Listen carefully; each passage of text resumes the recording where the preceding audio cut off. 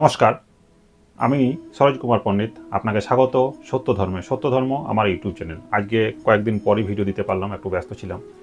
তো আজকে যে টপিকটা নিয়ে আলোচনা করেছি থাম্বনেলে দেখেছেন নিশ্চয়ই, যে শাহী স্নান বা কুম্ভ স্নান করলে কতখানি আপনার পুণ্য হতে পারে বা কতখানি আপনার পাপ মোচন হতে পারে। তো আজকে এই কুম্ভ মেলা সম্বন্ধে আলোচনা করব, ডিটেলসে আলোচনা করব, আপনাদের খুব কাজে লাগবে আশা করছি। তো চলুন শুরু করা যাক। তার আগে বলে নিই, আপনি যদি আমার চ্যানেলের প্রথম দর্শক হয়ে থাকেন তাহলে আপনাকে স্বাগত। যারা অনেক দিন ধরে আমার সাথে যুক্ত হয়ে রয়েছেন তাদেরকে অশেষ ধন্যবাদ। আর কি করবেন, ভিডিও চলাকালীন যদি মনে হয় ভিডিওটা ভালো হয়েছে তো অবশ্যই একটা লাইক দেবেন।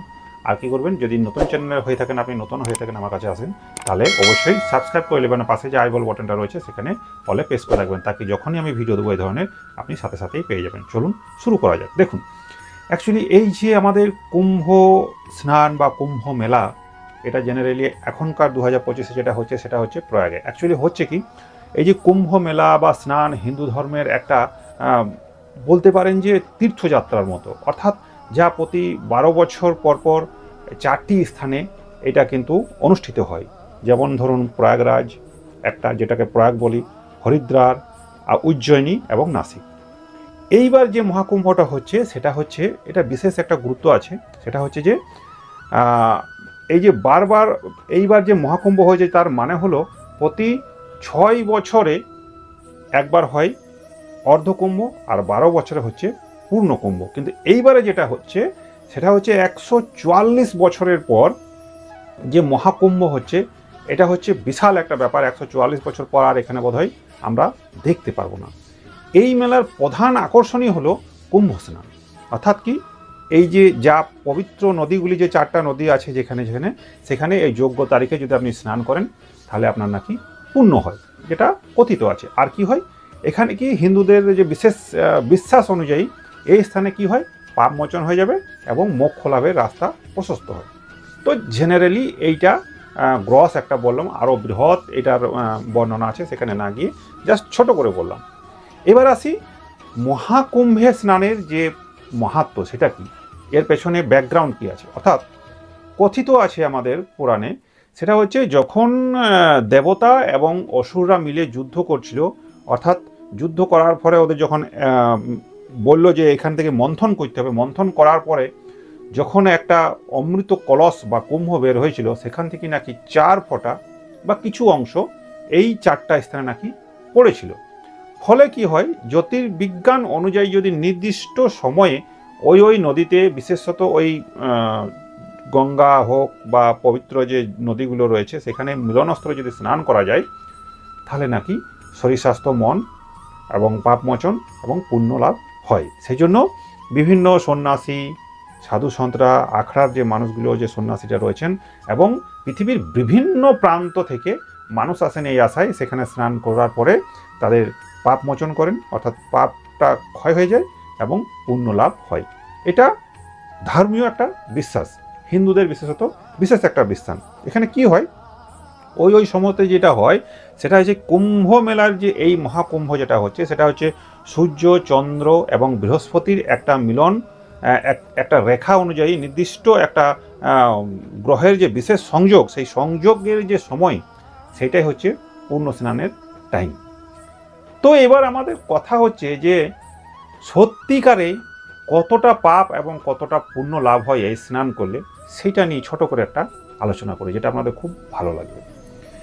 দেখুন, এই আলোচনাটা কিন্তু কারো ধর্মীয় বিশ্বাসে আঘাত দেওয়া নয়। আপনারা নিজ নিজ জায়গায় সম্পূর্ণ সঠিক নিজস্ব ব্যাপার থাকে। আমি শুধু এখানে যেটুকুনি আমি অভিজ্ঞতা করি বা অর্জন করি পড়াশোনা করে, সেটা আপনার সাথে শেয়ার করি। দেখুন, এই পুণ্য স্নানে বা গঙ্গা স্নানে বা বিভিন্ন যে 4টা জায়গায় অমৃত কলসের বা কয়েক ফোঁটা অমৃত পড়েছিল, সেই জায়গায় আপনি স্নান করলে, যদি তর্কের খাতিরে ধরেও নিই যে সেই জলগুলোতে বিশেষ কিছু রাসায়নিকের ব্যাপার থাকে বা কোনো রকমের কেমিক্যালের ব্যাপার থাকে, যার জন্য আপনার শারীরিক এবং মানসিক কিছুটা হলেও উন্নতি হবে, এবং দান ধ্যান করার পর ধরেও নিলাম কিছুটা পুণ্য লাভ হবে, এইটুকু পর্যন্ত ঠিক আছে। কিন্তু পাপ মোচন হবে বা পাপ ক্ষয় হয়ে যাবে স্নান করার পরে, সেইটা কেমন যেন একটা মেনে নেওয়া যায় না সাইন্টিফিকলি। কারণ দেখুন, তাহলে তো আমি বলতেই পারি সারা বছর আমি পাপ কাজে লিপ্ত থাকলাম, তারপর একটা সময় গিয়ে আমি গঙ্গা স্নান করে নিলাম, আমার পাপটা ধুয়ে মুছে সাফ হয়ে গেল, আবার পুনরায় আমি সেই কাজে লিপ্ত হলাম। তাহলে যদি পাপ কাজ করার পরও স্নান করে যদি আপনার পাপ মোচন হয়ে যায়, তাহলে ধর্মের কি কোনো আর দাম আছে? সায়েন্স কিন্তু এটা মানে না, বা ধর্মশাস্ত্র এটা মানে না। অর্থাৎ আপনার পাপ মোচন হবে বলে আমার মনে হয় না। যদি হতো, এটা যদি সত্য হতো, তাহলে আপনার নিশ্চয়ই মনে আছে মহাভারতের গঙ্গাপুত্র ভীষ্মের এত বড় মহারথী, তার পাপ মোচন কিন্তু হয়নি। তার পাপ তাকে ক্ষয় করতে হয়েছে, তাকে সেই পাপের কি বলবো কর্মক্ষয় করতে হয়েছে, পাপের ফল পেতে হয়েছে। তাহলে যে গঙ্গাতে আমরা স্নান করতে যাব পাপ মোচন করার জন্য, সেই গঙ্গার পুত্র যদি ভীষ্ম হয়ে থাকে এবং তার যদি পাপ মুক্ত না হয়ে থাকে, তাহলে আপনি কি করে বিশ্বাস করতে পারছেন যে আমাদের মতো মানে ছোট্ট ভীষ্মের থেকে তো আমরা ছোট কিছুই নই, কিছুই নই মানে কিছুই নই, তো সেখানে গিয়ে স্নান করে নেবো আর আমাদের পাপটা মিটে যাবে, মুছে যাবে, নির্মল হয়ে যাব? সেটা কিন্তু হওয়ার নয়। অর্থাৎ পাপ পুণ্যর যে ব্যাপারটা, যেটুকুনি আমি বুঝেছি, যে যোগ বিয়োগের কাটাকুটির কোনো খেলা নয়। পাপ বেশি হলেও পুণ্য বেশি করে দিলাম, পাপটা আমার কেটে যাবে, তেমন কিন্তু হবার নয়। অর্থাৎ পুণ্য অর্জন করলে সেটা একটা কর্ম হলো গীতার অনুযায়ী, যেমন কর্ম তেমন ফল। অর্থাৎ ভালো ফল হলেও আপনার ভালো কর্ম অনুযায়ী ভালো ফল পাবেন, খারাপ কাজটা করলেও কিন্তু আপনার খারাপ ফল পেতে বাধ্য। ওখানে কিন্তু কোনো ক্রস হবে না, কাটাকুটির খেলা কিন্তু হবে না। তাহলে মাথায় রাখবেন, পুণ্য স্নানে যান, ভালো জিনিস ঘুরে আসুন, ভালো জিনিস পুণ্য হবে ধরে নিলাম, দান ধ্যান করুন, ভক্তি মার্গে যান, আশা করছি আপনার পুণ্য লাভ অবশ্যই হবে।